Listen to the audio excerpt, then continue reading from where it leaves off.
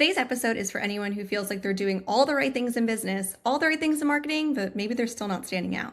Being good isn't really enough anymore, and even being great isn't what wins. But what wins is actually being different and understanding why your strategy actually works. Joining me today is Rich Smith, an award-winning chief marketing officer, advisor, and founder who spent over 30 years helping companies turn marketings into true growth engines.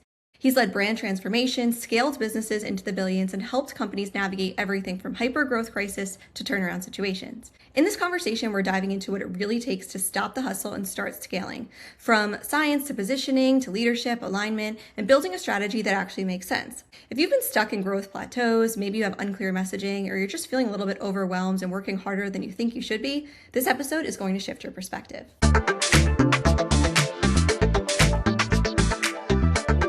Rich, welcome to the show. Can you start by telling us a little bit about you and why you started Rich M. Smith Growth Studio? Hey, Bex, thanks for having me on. I really appreciate it, and I'm looking forward to speaking with your audience a little bit. I think what drove me to start the Growth Studio was the realization that there are lots of great products and services and companies out there. Particularly you think about the whole process of being an entrepreneur and what that actually creates. And that's really the principal driver of our whole economy, right? More people are employed by small and mid-sized businesses in aggregate than are employed by large companies. So that's where the job creation comes from. And a lot of those businesses fail. And they fail not because they have a bad product or service. They fail because they never really figured out the distribution side of their business. And so that's really one of the things that drove me to create the Growth Studio was just the drive to want to help these organizations. And honestly, when an entrepreneur succeeds, their family succeeds, their employees succeed, their investors succeed, it rolls over to their whole community. So the ripple effect is massive. That's really what we're trying to have an impact on with the Growth Studio. Yeah, absolutely. That's great. A lot of my listeners are small business owners, entrepreneurs. They're looking to kind of get started growing their own business. It can be very intimidating or overwhelming to think about all the aspects of the business. One of them particularly being marketing. Putting yourself out there on social media, putting out that content, running ads, it can feel like a lot and they don't really know where to get started. So if a founder is trying to do all these things and maybe they're not seeing the results, where should they start looking at an easy first action item? Yeah, I would say, the first place to start looking is look at your message. If you're putting out content, you're running ads, you're not seeing the growth, it's likely that there's something about your messaging that's not really resonating with your target audience. So that would be, my suggestion for the first thing.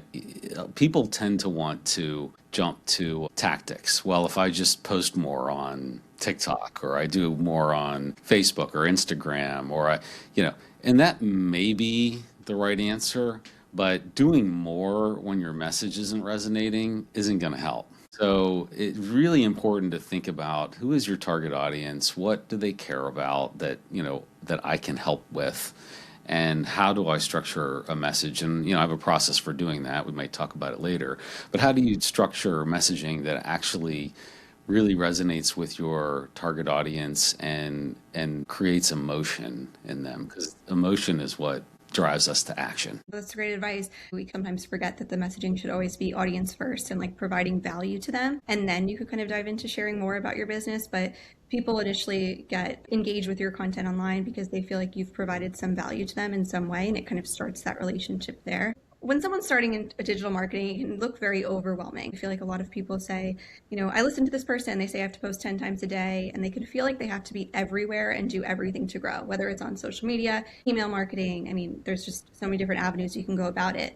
How do you know what's actually worth your time? And what do you tell your clients, this is what you should focus in on? Yeah, great question, and one that I run into a lot. Again, talking as we were just a minute ago about the tendency to want to jump to tactics, and really the way to fight that tendency is to make sure that you've got a sound strategy to begin with. And part of that strategy is figuring out how we're going to get in front of our target audience. Time when they are more likely to actually take action. So you think about any buyer journey, there's a continuum, right? It starts over here with, I don't even know who you are, and I may not even know that I have the problem that you solve, right? All the way down to, I have a burning need to solve, for someone like you to solve my problem, and I have my creded card or checkbook in hand and I'm ready to purchase, right? So that's sort of the two extremes, right? Well, when you're starting out, it's going to be much more effective to be over here and get in front of your target audience when in places and where they are ready to buy, as opposed to over here trying to create a bunch of awareness, right? Right. It's really difficult to do, and it's very ineffective from a marketing, from a time and cost perspective to be over here on the awareness side if you haven't already established a way to be in front of those who are actually ready to buy right now. And that's where if you're starting out or you're retooling, you're launching a new product, that's the place to be, because you're going to get the most bang for your buck in terms of the time and effort and money that you spend. I also feel like one of the barriers too is because people feel like everybody can see it, they have to appeal to everybody. But it's actually a lot easier to think about creating content and sharing to your audience when you already have the audience in mind of like who your message is supposed to resonate with. So I think that's some really great advice there too, just to really think about where your audience is when they're there and how you want them to feel when they're there. For someone who feels like their business blends in with their competitors, maybe they're doing something that's not too different from someone else, but they have their own spin on it. I think everybody has their own authentic approach. What's the first step in standing out without maybe reinventing their company or trying to come up with something new? Yeah, it really comes back to your understanding your target buyer, your target audience or decision maker, depending on what type of business, we're talking about, and understanding their psychology. We tend, as human beings, we tend to think that we're rational, right? But we really aren't. We tend to make decisions based on emotions and then rationalize them later. So as you are constructing your messaging, or maybe retooling your messaging or your approach, it's really important to get into what is not necessarily what people say that they like, want, or need, but what is the pain or the fear that is really motivating them, or would motivate them, that your product or service would resolve. Okay, so focusing on the pain points. That's a very important first step and very important thing to understand from the get-go. Now, from there, you also have to take a look at what your competitors are saying. One of the things that I ask a CEO or leader when I first start working with them is, pretend that I'm your target buyer. Tell me, why should I buy from you instead of one of your competitors? And you can't say people, service, or quality. You would be shocked Yeah. how many times that's really part of the core value proposition that companies are messaging, is some form of people, service, and quality. We have the greatest people. Our quality rates are here, or, these are the features that we have. It's all about that stuff. And that's not really going to differentiate you, right? I mean, the example that I always give, I've worked for lots of financial institutions and banks. Ask your audience, raise your hand if your bank says that they don't have great rates and low fees. Yeah, there you go. You won't find a single one Right. that says, and they all say it. And the problem with that is when every bank is saying they have great rates and low fees, well, how does a consumer, they just ignore it all because they know that they're all saying the same thing, and it's BS. So you have to really understand your buyer psychology, and then understand what are your competitors saying, and then how can we build our messaging and our go-to-market structure around things that are going to drive emotion and action within our target audience, but also create a lot of contrast with our competitors. And one of the keys to knowing whether you've nailed that is if you can use a superlative to describe what you're doing or what you accomplish, right? So if you can say, we're the first, the fastest, the only, the cheapest, proprietary, patented, right? What can you say that nobody else can say? And if you don't have a superlative, you need to go back to the drawing board. And Yeah, that's some really great advice there. Sometimes people can look at their competitors and say, "Oh, that's working for them." So people try to duplicate that and make it work in their business, but seems like it's quite the opposite that actually works. So it seems like looking around, seeing what everybody else is doing, and then saying, "Okay, now I need to do something different than all of them so that I can right. stand out." Something we Yeah, forget that's about a exactly lot, I right. feel like. Because Yeah. we tend to want to work with specialists, not generalists. It's important to really understand your target audience well and speak directly to them in a way that differentiates you from your competitors. Otherwise, they can't tell the difference between you and anybody else. Addressing people's pain points, their fears, their emotions in that way, but if you don't appeal to your customer exactly like where they are and meet them where they are, you can't solve the problem for them. So I feel like thinking about pain points or why they're even looking for your service or product to begin with, just going back to the basics can be really helpful too. So for someone who's listening, maybe they're feeling close to burnout, but they still want to grow. How can they scale it in a way that feels really sustainable for them? Even what's an action item they can maybe do this week after listening? Cases where you probably need to think about subtraction, not addition. What is it, if you're feeling close to burnout and you're not getting the traction in the marketplace that you need to be getting or want to be getting? I would first ask myself, what can I stop doing? Like, what are the things that are adding the least amount of value to my organization or my growth that I'm spending time on a daily basis? Rank order all of the things that you're doing by which are the least effective to which are the most effective, and then stop doing the least effective stuff. You'd be amazed at how much better your overall results will be if you just stop spending time and money on things that are generating the least amount of value. So part of how you get out of burnout and create sustainable scalability is by increasing your focus, right? I need to be on paid search. I need to be in social media. I need to spend more on SEO, or go to more trade shows, right? It's like there's all that stuff. And the problem when you do a little bit in all of those places, you never get any kind of critical mass. Right.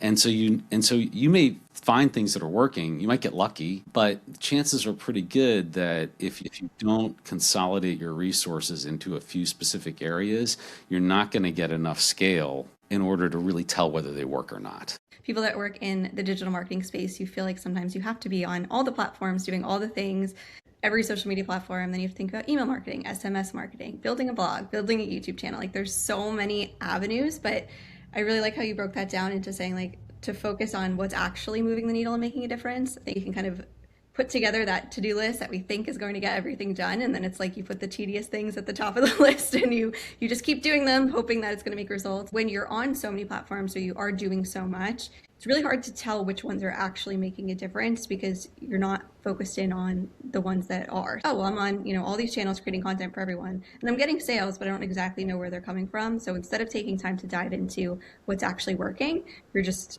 feeling like you have to keep going because you can't tell. For someone listening, if they want to work with your company, what does that really look like? And how involved is your company in terms of developing their strategy, talking them through any of these processes? Yeah, so the most common way that people start to work with us is through what we call the Executive Growth Studio.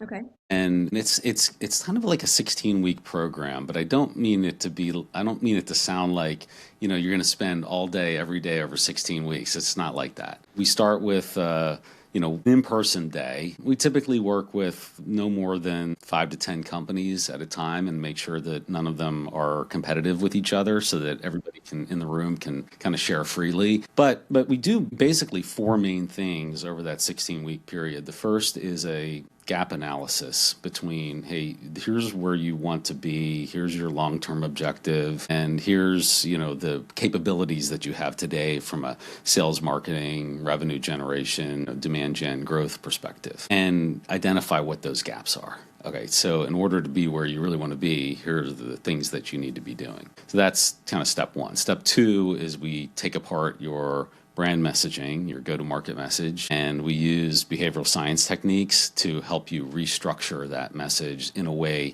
as we were talking about before, that really gets to the psychology of your target audience.